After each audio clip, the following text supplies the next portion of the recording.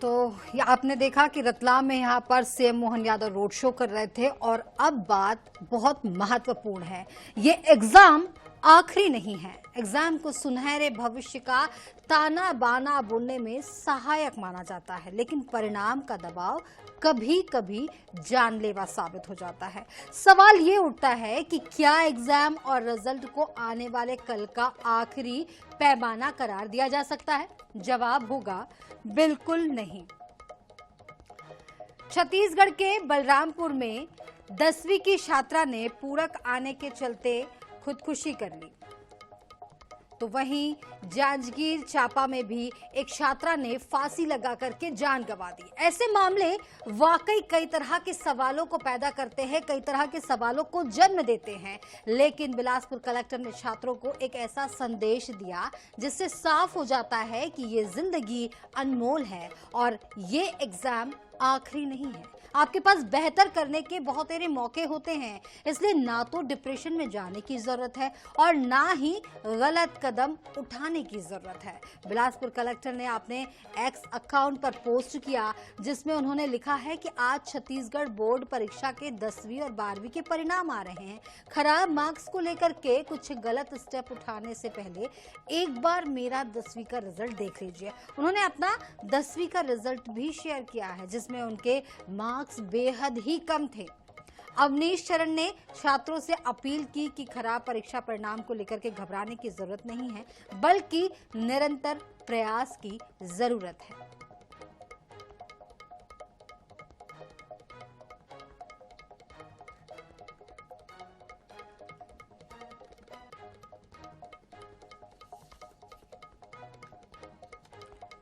तो बता दें कि 10वीं और 12वीं के परीक्षा परिणाम निकल कर आए हैं और उसके बाद हर साल ये खबरें आती हैं कि कहीं किसी बच्चे ने 10वीं के बच्चे ने 12वीं के बच्चे ने अपने परीक्षा परिणामों की वजह से खुदकुशी कर ली, आत्महत्या कर ली, अपने आप को खत्म कर लिया।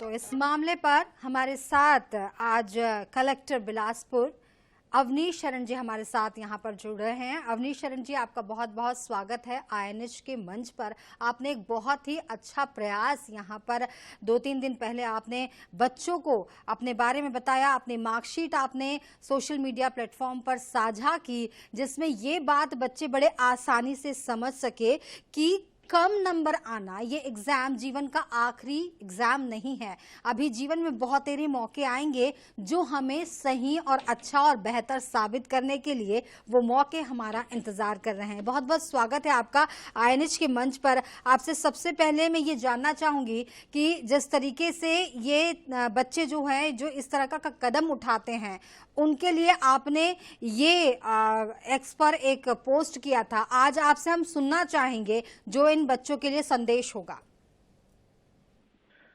जी जी, सबसे पहले तो मुझे आमंत्रित करने के लिए आपका धन्यवाद।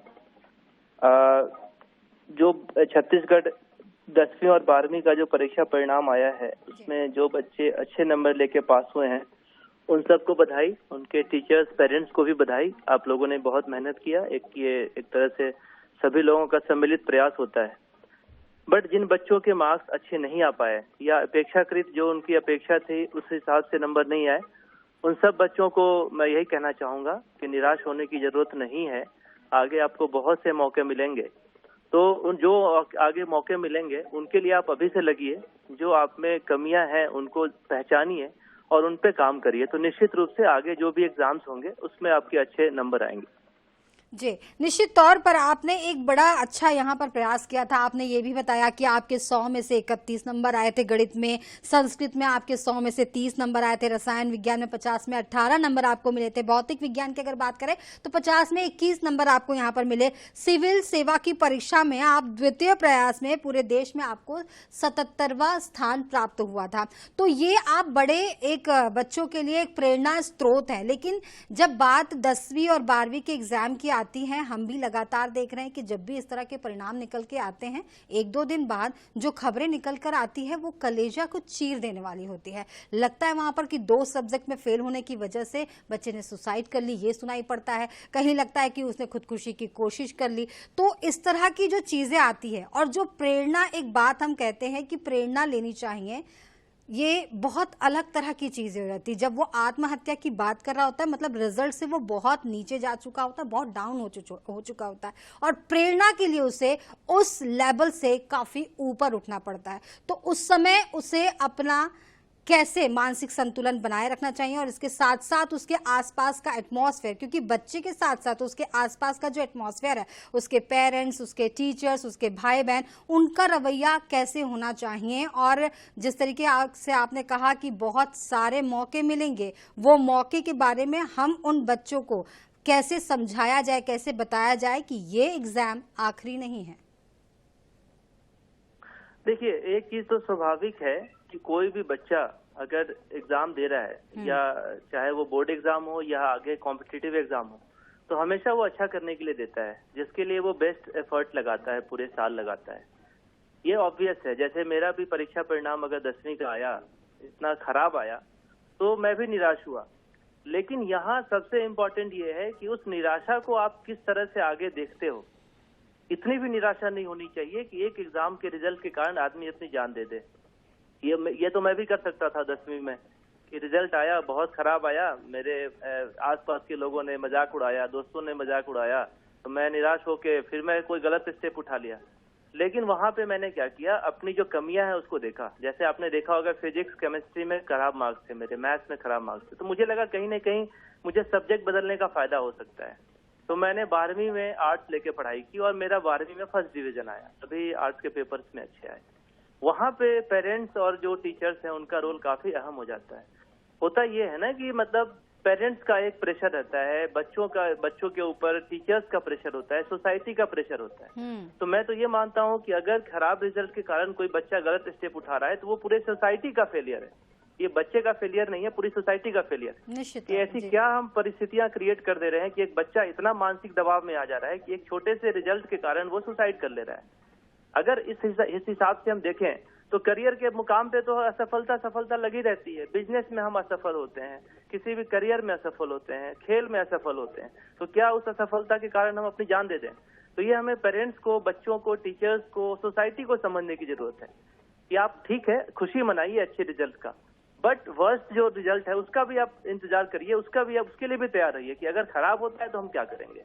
तो मुझे लगता है, और जैसे मैंने अपने जिले में रिजल्ट आने के 15 दिन पहले से बिलासपुर जिले में करियर काउंसलिंग का अभियान शुरू किया था, जिसमें जो वरिष्ठ अधिकारी हैं, काउंसलर हैं, मनोवैज्ञानिक हैं, उन सब ने फेसबुक लाइव के माध्यम से बच्चों को प्रेरित किया। इसके साथ साथ रिजल्ट आने के बाद हम लोगों ने क्या किया यहाँ पे कि जो भी बच्चे खराब मार्क्स आए हैं किसी न किसी कारण से, उन सब बच्चों तक, पेरेंट्स तक हमारी पूरी टीम पहुंच रही है, उनके टीचर्स पहुंच रहे हैं, उनके साथ बैठ रहे हैं, काउंसलिंग सेशन कर रहे हैं, जिससे कि उन बच्चों को भरोसा दिलाया जाए कि भाई जो भी कमी है हम लोग सब मिलकर प्रयास करेंगे उस पर। बच्चे भी प्रयास करेंगे, टीचर्स भी प्रयास करेंगे, पेरेंट्स भी अपना ध्यान देंगे, और निश्चित रूप से वो रिजल्ट को हम और बेहतर कर सकते हैं। बट किसी एक रिजल्ट के कारण जान देना और इतना निराश हो जाना, मुझे लगता है कि ये पूरे सोसाइटी का फेलियर।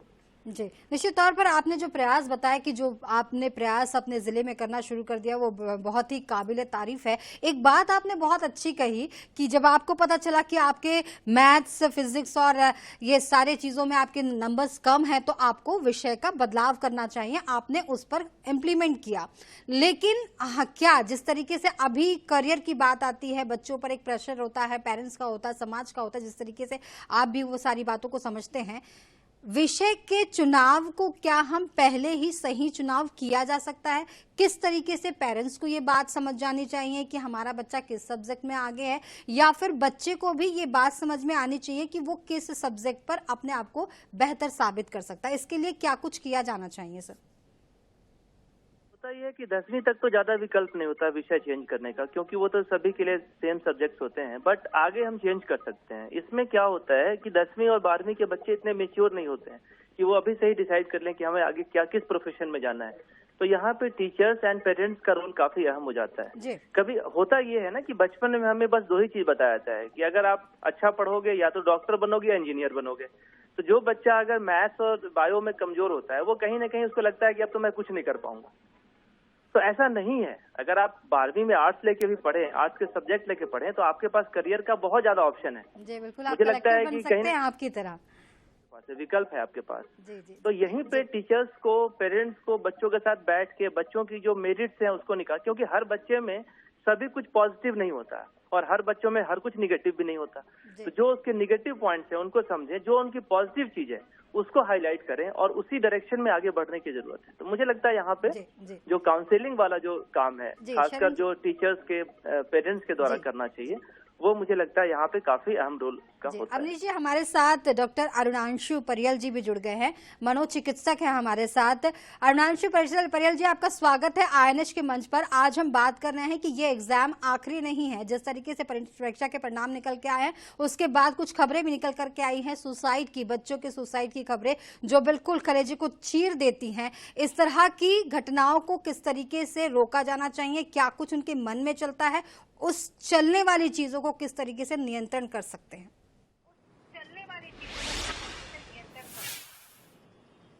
नहीं, ये बहुत ही गंभीर मामला है, क्योंकि यंग बच्चे जो सुसाइड कर लेते हैं यूजुअली इस समय बहुत इम्पल्सिव होते हैं, उनमें इम्पल्सिविटी ज़्यादा रहती है और यदि उनके अपेक्षाकृत रिजल्ट नहीं आता है तो वो इस तरह के कदम उठा लेते हैं।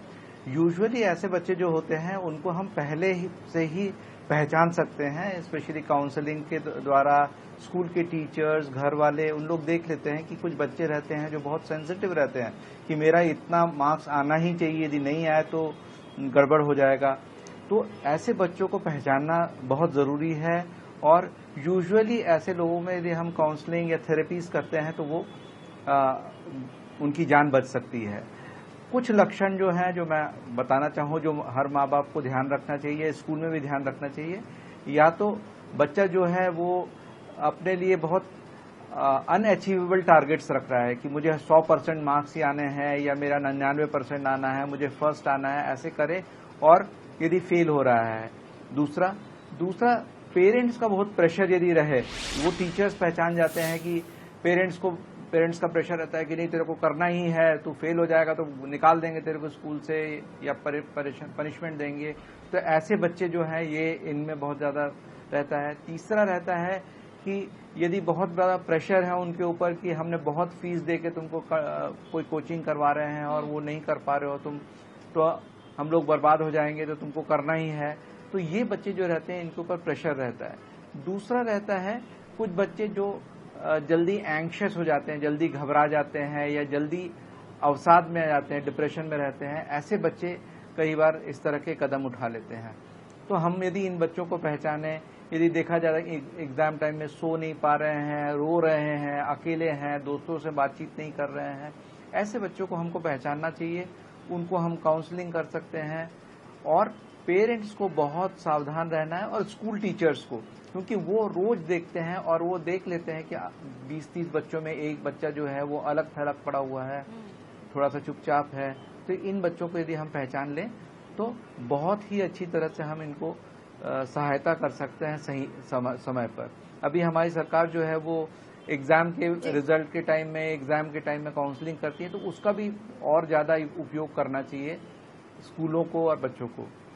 जी, निश्चित तौर पर आपने लक्षण भी बताया और इन लक्षणों को मैं ये कहना चाहूंगी आईएनएच के दर्शकों से कि निश्चित तौर पर इस तरह के लक्षण अगर आपके बच्चे में दिखते हैं तो आपको पहले संभल जाना चाहिए और बहुत केयरिंग की जरूरत है इस समय पर। हमारे साथ कलेक्टर बिलासपुर अवनीश शरण जी भी यहाँ पर जुड़े हुए हैं। तो अवनीश जी, आपके पास मैं आ रही हूँ और ये बात जिस तरीके से हमारे साथ डॉक्टर अरुणांशु परियल मनोचिकित्सक है वो भी जुड़े हुए, उन्होंने लक्षण भी बच्चों के अंदर किस तरीके के होते हैं वो बताए हैं। तो इसे लेकर के मैं आपके आपके पास आ रही हूँ, जिस तरीके से आपने अपने आप को उन बच्चों की जगह पर रखा, 10वीं और 12वीं के एग्जाम की मार्कशीट आपने यहाँ पर अपनी साझा की, ताकि आपने बताया कि आने वाले भविष्य में आपका भविष्य उज्जवल हो सकता है। ये जो नंबर है ये आपके जीवन के आखिरी नंबर नहीं है, इसके बाद आपको बहुत सारे मौके मिलेंगे जहां आप अपने आप को साबित कर सकते हैं। इस तरह की प्रेरणा आपने दी जो बहुत ही बच्चों के लिए कारगर सिद्ध होगी। और काउंसलिंग भी आप वहां पर कर रहे हैं। काउंसलिंग में अगर बात करें तो किस तरह की चीजें आपके सामने आ रही है, एक बार हम अपने दर्शकों से भी ये भी साझा करना चाहेंगे। हम लोगों ने अपने जिले में जो रिजल्ट आने के पहले से लगभग मुझे लगता है पिछले 12 दिनों से हम लोग जिले में कर रहे हैं, क्योंकि जैसा डॉक्टर साहब ने बताया बहुत वैलिड पॉइंट है वो, क्योंकि टीचर्स को आइडिया रहता है कि कौन बच्चा है जो बहुत ज्यादा ब्रिलियंट है, कौन बच्चा है जो बहुत कमजोर है अपेक्षाकृत। तो जो बहुत ब्रिलियंट बच्चे हैं उनमें भी ये घटना हो सकती है, क्योंकि अगर किसी ने ये सोच के रखा है कि मुझे मैथ्स में 95 लाना है और उसका अगर 85 आ गया, 80 आ गया, तो वो भी बहुत ज्यादा अवसादग्रस्त हो जाता है ना। या तो कोई बच्चे होते हैं जो पहले से उनको पता रहता है कि मैंने पढ़ाई नहीं की या किसी विषय में मैं थोड़ा कमजोर हूं तो मुझे खराब नंबर आएंगे। तो वो परिस्थिति को, दोनों परिस्थितियों में पेरेंट्स और टीचर्स को काउंसलिंग करना चाहिए बच्चों का। तो हम लोगों ने ये सेशन पिछले 12-15 दिनों से स्टार्ट किया था फेसबुक लाइव के माध्यम से, जिसमें जिले के जो भी टीचर्स हैं, इसमें प्रिंसिपल्स हैं, वो सब इसमें कनेक्ट हुए थे उसमें। और उसके माध्यम से सभी लोगों ने, जो खासकर वरिष्ठ अधिकारी हैं, मनोचिकित्सक हैं, उन्होंने अपनी व्यक्तिगत अनुभव से और जो आसपास की चीजें हैं एग्जाम्पल के साथ उन्होंने बताया। फिलहाल जो हम लोग कर रहे हैं, रिजल्ट हम लोगों ने, रिजल्ट की जो शीट है वो शेयर किया सभी स्कूलों में। जो बच्चे खासकर कम नंबर लाए हैं, तो उनके घर जाके उनके पेरेंट्स के साथ बैठ के, उनके स्कूल टीचर बैठ के काउंसलिंग कर रहे हैं, समझाइश दे रहे हैं, और वो कह रहे हैं कि हम लोग मिलजुल के प्रयास करेंगे और अगले वर्ष जो बच्चा है जो कम नंबर लाया है वो निश्चित रूप से अगले साल वो अच्छे अंकों में उत्तीर्ण होगा। जी सर, बहुत अच्छी बात आपने बताई कि सिर्फ असफल होना ही नहीं, कम नंबर आने पर भी इस तरह की घटनाएं हो सकती हैं और इस तरह के लिए काउंसलिंग करना बहुत जरूरी है। तो काउंसलिंग का ध्यान रखना पेरेंट्स को भी चाहिए, टीचर्स को भी चाहिए। आप दोनों का बहुत बहुत शुक्रिया, अवनीश शरण जी, डॉक्टर अरुणांशु परेल जी, हमारे साथ जुड़ने के लिए। तो हमने आपको बताया कि किस तरीके से आप अपने बच्चों का केयर कर सकते हैं एग्जाम के दौर पर पढ़ाई के साथ साथ उनके इमोशंस को भी समझना आपके लिए उतना ही जरूरी है। वो किस तरीके से पढ़ाई के एग्जाम के टेम्पर को ले रहे हैं, उनके टेम्पर को आपको कम करना होगा ताकि परिणाम जो भी आए उसे वो सकारात्मक तौर पर स्वीकार करे। क्योंकि जो मार्कशीट निकल कर जो आती है, ये जीवन की आखिरी मार्कशीट नहीं है। बहुत सारे मौके मिलेंगे जो आपको अच्छा साबित करने के लिए आपको वो मौके मिल पाएंगे। इस बुलेटिन में फिलहाल इतना ही। आप बने रहिए INS 24/7 के साथ। मुझे दीजिए इजाजत। नमस्कार।